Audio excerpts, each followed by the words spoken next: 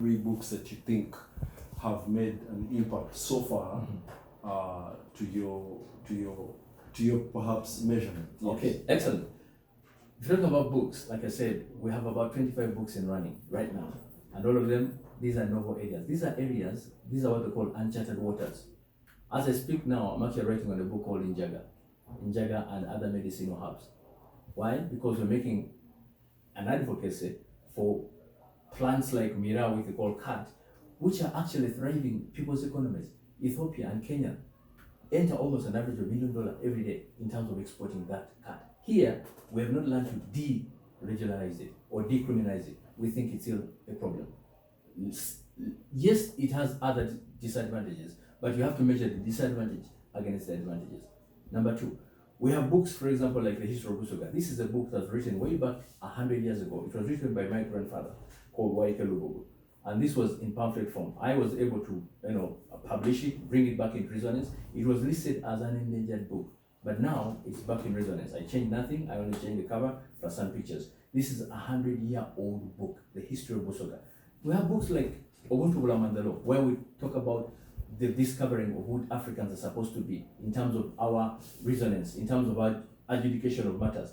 Perhaps it's time to go back to Matuput. Perhaps it's time to go back to Gachacha. Perhaps it's time to go back to those local courts where you go back to the people and then you appease them in terms of their behavior, in terms of what cultures and norms and traditions, rather than simply saying this is bad without actually just finding out why it is bad. I have other books, for example, like Intelligent Design, where I asked that magic question: did Africa have a god, or was this god invented, or was this god imported from Europe? This ideology that these other gods or cultures that we had are all demonic. Describe for us the argument with demonic. When we look, actually, one of the books that I've written is called Witchcraft and the Law, where we make a distinction between sorcery and Illuminati. So, in terms of what book is perhaps the best, we have right now the biggest book perhaps in the encyclopedia of the world in terms of size and in terms of content. By the way, it's called Objection, My Lord. It's about 5,000 books. It's this kind of book. If you go to the net, you probably see. We have other books, for example, like The Law of Forensic. Listen, we have got so many issues that have happened in this country where people have been shot without answers. Motorbike people come, they shoot generals, they go, and the best thing we do is to go to England and get Scotland land, and we never resolve these puzzles. How about if we go back to understand what DNA is about? How about if we go back and understand how we can resolve these puzzles in terms of forensic law? This is a must read for the generation that are happening today. We have other books, for example, cryptology, the law of cryptology, in terms of cryptocurrencies. I mean, Bitcoins and Ethereum. These are things that are happening today in the world. We have other incredible books, for example, like media law. And for some of you who are journalists, for example, media law and journalism. Perhaps it's time to understand how to protect the rights of journalists rather than simply beating them up when they come to, to exercise their mandate. We believe that journalism or media is actually the first arm of the government. It should actually be given their rights and a mandate to exercise without any recourse. We have other books, for example, like Gender and the Law, Sexuality, Gender and the Law. That's another book. We're demystifying the order from above. This idea where people come and say, this is an order from above.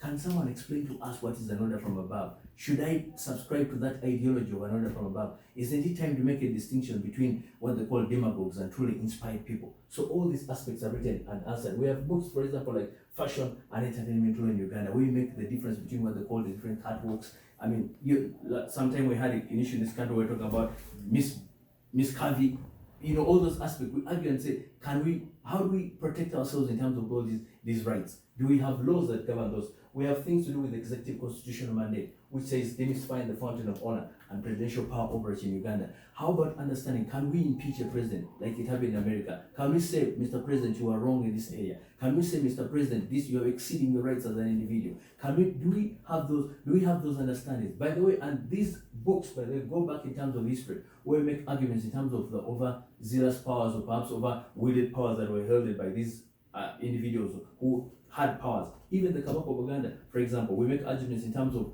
when he, for example, contracted gonorrhea disease and wanted every other person to actually get a test of that pain. Those arguments. Was it an overreach in terms of his executive mandate? How about instances, for example, when they banned up people? Did you even know, by the way, that this ideology of the so-called Uganda Matters, that Muslims were actually more martyred on that day or even a day before by Sakabaka Mutesa, before even it happened by Mwanga? All those arguments are provided in these books of executive constitutional mandate. We have, right now, we've also got Treatise Somaliland Friend, the Attorney Law, which is an incredible book. This is a book that thrives and talks about the idealness of how an attorney should behave, but also more importantly, how you can actually be able to conquer the world by understanding the concepts that guide us in this world. We have books to do with penology and criminology, which is where I argue in terms of I can't breathe.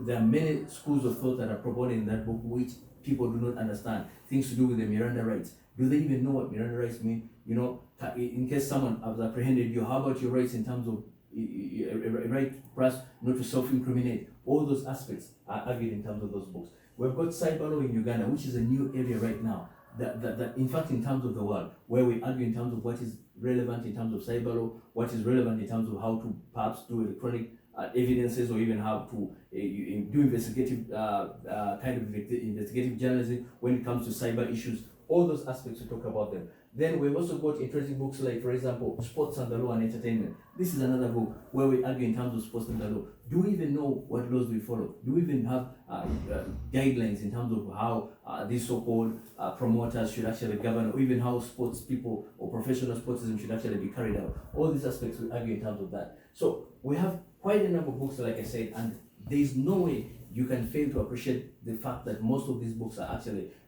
new books and they're groundbreaking books. So we make these arguments. The most one that came out recently is also called Exhausting the Inexhaustible Buganda Ghost, where Buganda was actually used more like, in quotes, as a condom and dropped and thrashed away. The argument we're making is it true that Buganda was an independent state or independent country?